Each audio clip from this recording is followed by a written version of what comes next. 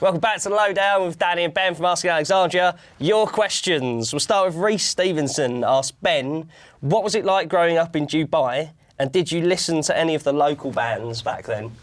I loved growing up in Dubai, honestly. I lived there for about 10 years. It's a very westernised country now. Like, a lot of people are like, oh, you know, was your mum allowed to drive? Were there camels running around? Like, no, there weren't.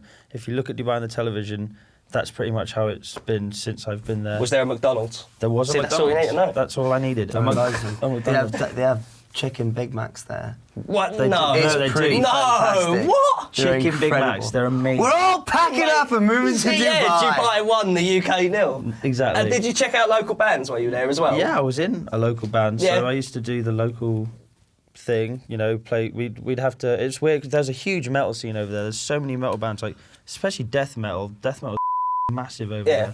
there. But it was one of those things where the promoter would be a kid, and he'd have to like rent out a hall at a hotel or something, and like every weekend there'd be a show, battle of the bands, same kind of everywhere, I guess, when you're starting out. Who was the best band that wasn't your band? Do you remember their name? There was a band called Mankind that were pretty good. There was a band called Equinox that were good. Death of 80, they sounded like a Funeral for a Friend. There was a bunch of bands that... So you're starting to hear the death metal trend coming there. This is serious names.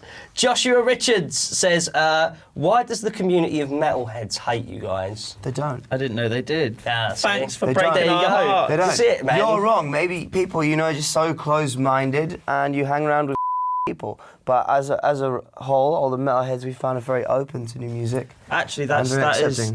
that's completely true. We found actually doing like Mayhem and stuff, and bringing out bands like Trivium and stuff, and As They Dying, that metalheads are actually really, really accepting. I think, like, especially we were worried about Mayhem. Well, I was about the Slayer fans. Yeah.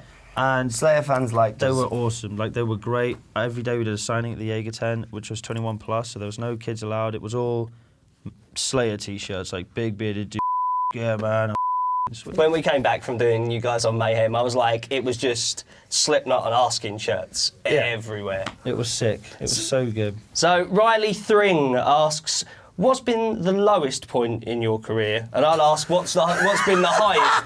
I'm going to flip that. My God. Because that's a brutal question. That's a long what's list. the highest point in your We've career just- been we've just- at this point? Probably the highest point in my career was probably the lowest right, as well. right. Yeah, we've had a lot of We're just sort of clawing our way out from a low point, I think. Yeah, we're still trying to get out the low, to be honest. And what's been the highest point? Because I'll flip it, because that's brutal. That bit.